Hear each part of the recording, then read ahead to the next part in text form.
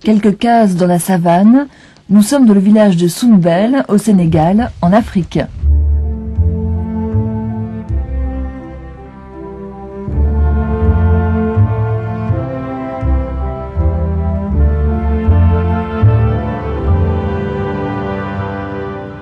Dans ce paysage de savane, nous remarquons de grands arbres, le village aux maisons de terre et de chaume, et un espace agricole consacré aux cultures et à l'élevage.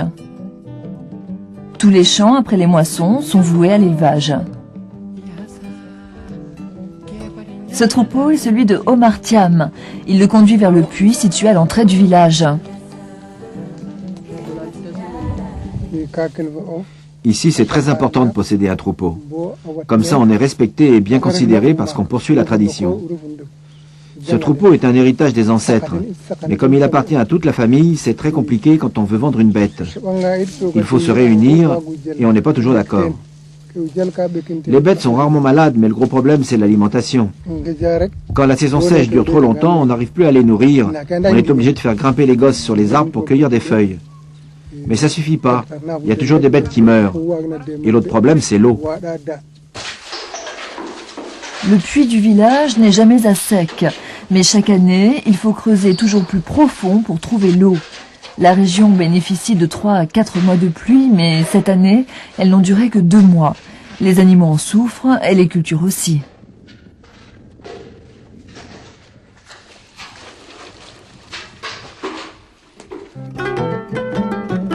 Les champs autour du village produisent des céréales, une récolte par an de mil ou de sorgho. Le mil est stocké dans des greniers protégés par des palmes.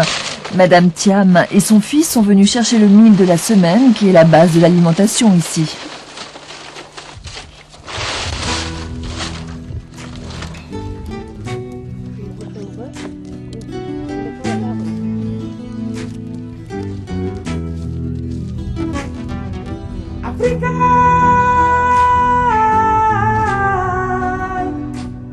Le village de Sounbel, fondé il y a 70 ans, compte 33 habitants répartis dans une dizaine de cases. C'est très pénible de piler le mil.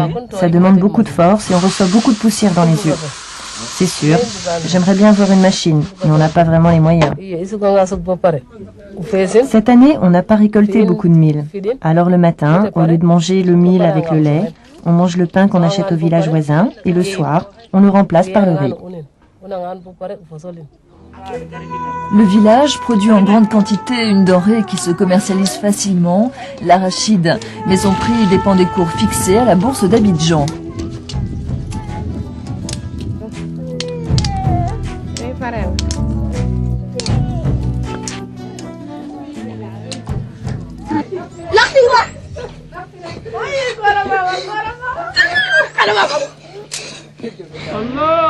Près de la mosquée, les hommes se sont tous réunis pour la grande prière qui célèbre la fin du Ramadan. Nous sommes dans un village d'une ethnie en partie convertie à l'islam, les Sérères. Allahu Akbar.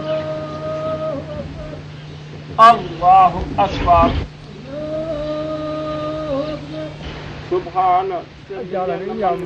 En ce jour de fête, on prie dehors parce qu'on n'a pas les moyens de terminer la mosquée. Mais ce qui est plus grave, c'est qu'on n'a pas d'école. Avant, il y avait un instituteur, mais comme il n'y avait pas assez d'élèves, il ne gagnait pas assez d'argent, alors il est parti.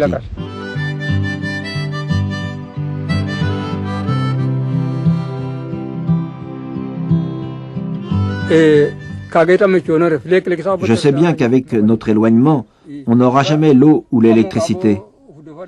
Mais l'école, c'est important. Les enfants n'y vont pas ou doivent partir très loin.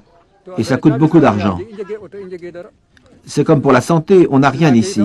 Et quand quelqu'un est malade, si c'est grave, on n'a qu'une charrette pour l'évacuer. Monsieur Thiam, chef du village, veille sur ses concitoyens qui sont presque tous de la même famille. Il est le seul à posséder une maison en parpaing et ciment.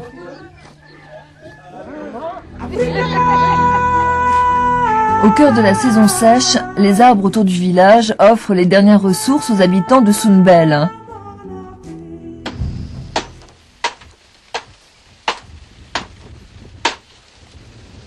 Ces noix du rognier sont produites presque toute l'année par ces palmiers présents dans toute la région. Mais le roi des arbres dans la savane, c'est le baobab, utile à tout. Nous montons sur les baobabs pour cueillir ces fruits.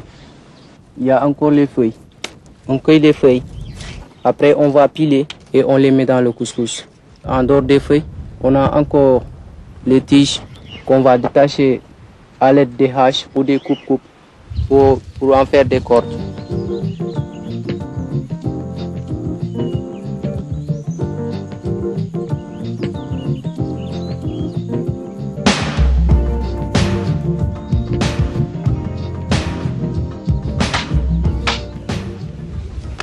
Voilà la graine.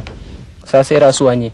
Ça soigne les diarrhées, le paludisme et les maux de tête. Issa, petit-fils de Monsieur Thiam, le chef du village, est en classe de seconde au lycée Léopold de Senghor, situé dans la ville de Joal. Il ne rentre au village que pour les fêtes.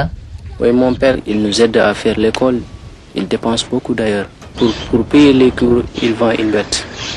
Dans le village, il n'y a pas beaucoup de jeunes qui vont à l'école. Il y a beaucoup de jeunes qui gardent les vaches.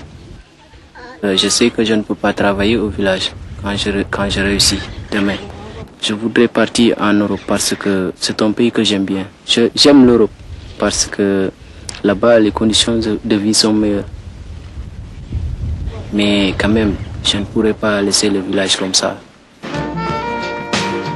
Perdu dans la savane, le village de Sounbel semble à l'écart du reste du Sénégal. Pourtant, les changements alimentaires de ses habitants et la culture de l'arachide le relient à l'économie mondiale.